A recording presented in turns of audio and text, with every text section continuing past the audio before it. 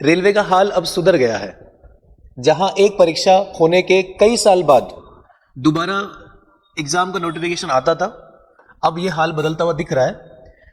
तो नई एग्जाम का नोटिफिकेशन आउट हो चुका है। RRB NTPC graduate level exam का दोबारा नोटिफिकेशन आ चुका है, जो कि आप सभी को पता है अभी कुछ टाइम पहले प्री एग्जाम हुआ था, उसके बाद अभी पिछले महीने इसी का मेंस एग्जाम खत्म हुआ था और रेलवे ने एनटीपीसी ग्रेजुएट लेवल का दोबारा नोटिफिकेशन आउट कर दिया। तो जिन स्टूडेंट का पिछले एग्जाम्स में प्रिपरेशन अच्छा नहीं हो पाया या फिर मान लीजिए आपका रिजल्ट अच्छा नहीं हो पाया, तो आपके लिए बहुत खुशखबरी है कि आप दोबारा उसी एग्जाम की तैयारी कर सकते हैं और अगले 2-3 महीने बाद आप फिर से एग्जाम दे सकते हैं। जी हाँ, तो नोटिफिकेशन है आरआरबी एनटीपीसी ग्रेजुएट लेवल और इस वैकेंसी में टोटल 5810 पद की वैकेंसी है। ठीक है, तो आज हम जानेंगे इस वीडियो में इस एग्जाम को भरने के लिए हमारी या फॉर्म फिल करने के लिए हमारी आयु क्या होनी चाहिए, योग्यता क्या है या एग्जाम का पैटर्न क्या है। ओके, तो पूरी जानकारी बहुत जरूरी है और आप इस वीडियो को लास्ट तक आप देखिएगा ताकि आपको इस एग्जाम के अकॉर्डिंग फॉर्म भरने का डेट या फिर एज लिमिट हुआ, सिलेबस हुआ, एग्जाम का पैटर्न क्या है, वो जानकारी आपको इस एक ही वीडियो में कंप्लीट मिल जाएगी। तो चलिए शुरू करते हैं। तो वैकेंसी का जो नोटिफिकेशन आउट हुआ है वो 21 अक्टूबर से फॉर्म स्टार्ट हो चुके थे और आप 20 नवंबर तक इस एग्जाम का फॉर्म भर सकते हैं। ओके, तो जितनी जल्दी हो सके आप फॉर्म फिल कीजिएगा। इसी के साथ साथ अगर हम बात करें तो वैकेंसीज में आप सभी को पता है कि आरआरबी एनटीपीसी जो ग्रेजुएट लेवल होता है उसमें अलग अलग लेवल के एग्जाम होता है, जैसे 6 लेवल, 7 या 5 लेवल या 4 लेवल एग्जाम हो गया, जिनमें एज लिमिट होता है और टोटल वैकेंसीज अलग अलग दे रखा है और इनकी क्या सैलरी होती है। बेसिक पे जो होता है वो 35,400, तो काफी बढ़िया वैकेंसी है सैलरी के हिसाब से भी देखा जाए तो। ठीक है, तो एजुकेशनल क्वालिफिकेशन की अगर हम बात करें तो ग्रेजुएट लेवल वैकेंसीज को बोलते हैं। तो जिस भी स्टूडेंट ने अपना कॉलेज कंप्लीट कर लिया है, यानी कि 20/11/2025 तक अगर आपने कॉलेज कंप्लीट कर लिया है तो आप ये फॉर्म भर सकते हैं। इसी के साथ साथ अगर हम बात करें तो एज लिमिट क्या होनी चाहिए, तो 18 से लेकर 33 साल का कोई भी युवा ये फॉर्म फिल कंप्लीट कर सकता है। और एज लिमिट में अगर थोड़ी छूट की बात करें तो यहाँ पे ओबीसी और एससी एसटी कैंडिडेट को, जैसे कि आपको पता है, 5 साल और 3 साल का छूट दिया जाता है। यहाँ पे डेट को ऐसे भी आप मैनेज कर सकते हैं कि अगर आपका जन्म 1/1/2008 के बाद हुआ है तो आप फॉर्म फिल कर नहीं पाएंगे, और या फिर आपका जन्म 2/1/1993 से पहले हुआ है तो आप फॉर्म कंप्लीट नहीं कर पाएंगे। ठीक है, इसके अलावा इसमें ओबीसी वालों की बात करें तो 90s में, मतलब कि आप 1990 से बाद अगर आपकी डेट ऑफ बर्थ है तो आप फॉर्म कंप्लीट कर सकते हैं। और एससी एसटी की बात करें तो 1988 के बाद वाला स्टूडेंट फॉर्म भर सकता है।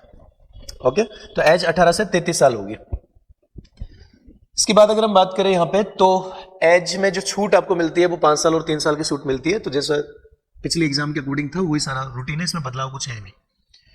ओके, ठीक है। उसके बाद फॉर्म की फीस की अगर हम बात करें तो जैसा पिछला वैकेंसी में था कि फॉर्म फीस जो आपकी होगी, एप्लीकेशन फॉर्म जो फीस है वो 500 रुपये होगी। और रेलवे का बड़ा ही शानदार फंडा होता है कि आप 500 रुपये अभी दे दो हमें और फिर आप वैकेंसी के बाद में 400 रुपये आपको रिफंड कर दिया जाएगा। गर्ल्स की बात करें या एससी एसटी की बात करें तो उनके लिए 250 रुपये पेमेंट होगा और आपको पूरा का पूरा 250 रुपये वापस मिल जाएगा। थोड़ा सा बैंक चार्जेस काटा जाएगा, ऐसा कुछ लिखा हुआ है इसमें जो भी है। ठीक है, उसके बाद अगर हम बात करें एग्जाम पैटर्न की तो आप सभी को पता ही है आरआरबी एनटीपीसी ग्रेजुएट लेवल का जो प्री एग्जाम होता है उसके बाद एक मेंस एग्जाम होता है। तो प्री एग्जाम में 3 सब्जेक्ट है, मैथ्स हो गया, रीजनिंग हो गया और जीके हो गया। तो इसमें टोटल जो टाइम आपको मिलेगा एग्जाम में वो 90 मिनट का मिलेगा और जीके के 40 क्वेश्चन होंगे, मैथमेटिक्स के 30 क्वेश्चन होंगे और अगर हम बात करें रीजनिंग की तो उसके भी 30 क्वेश्चन होंगे। तो टोटल मिला के 100 क्वेश्चन का प्री पेपर होता है, 30 और 40 और 90 मिनट का टाइमिंग होता है। और ये तो आपको पता ही होगा कि हाल ही में पिछली बार जो वैकेंसी आई थी वो लगभग 8,000 के आसपास पोस्ट की थी, ये 5,800 के आसपास की पोस्ट है। और पिछली बार जो प्री का जो कट ऑफ गया था, ठीक है, तो वो लगभग 73 के आसपास था, 73 से 75 के आसपास रहेगा और रहा था। तो ये मान लीजिएगा कि इस बार भी कट ऑफ तो लगभग 73 से 75 तो रहेगी। हालांकि हम अभी कह नहीं सकते, ये बात पेपर पे डिपेंड करेगा क्या लेवल रहेगा, किस हिसाब से रहेगा। सिलेबस आपका वही है मैथ का, यानी कि ओवरऑल सिलेबस है। मतलब आप समझ सकते हैं कि एनटीपीसी ग्रेजुएट लेवल में जो मैथमेटिक्स है वो कंप्लीट मैथ्स है, जिसमें एडवांस और अर्थमेटिक ओरल होता है। रीजनिंग आपका कंप्लीट है, जीके में कंप्यूटर साइंस ओरल मिला के सबके क्वेश्चन शामिल है।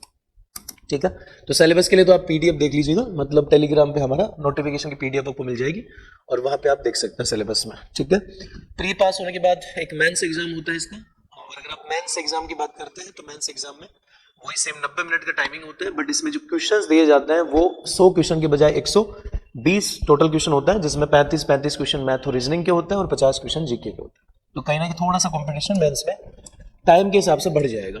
ठीक है, मेंस का सिलेबस भी लगभग सेम ही है, इसमें कोई फर्क है नहीं, मतलब प्री और मेंस का सिलेबस ऑल सब्जेक्ट का सेम है, कोई ज्यादा डिफरेंस है नहीं। ओके, तो बेसिक बातें हमने आपको बता दी है। आप जितनी जल्दी हो सके फॉर्म आप भरें और अच्छी तैयारी करें, और कोई भी विशेष हेल्प अगर आपको हमारे पास हो, आसपास जो भी स्टूडेंट है उनको हेल्प चाहिए तो हमसे आप बिल्कुल संपर्क कर सकते हैं। और आप सभी को आपके फ्यूचर और आपके सपनों के लिए best of luck. Thank you so much.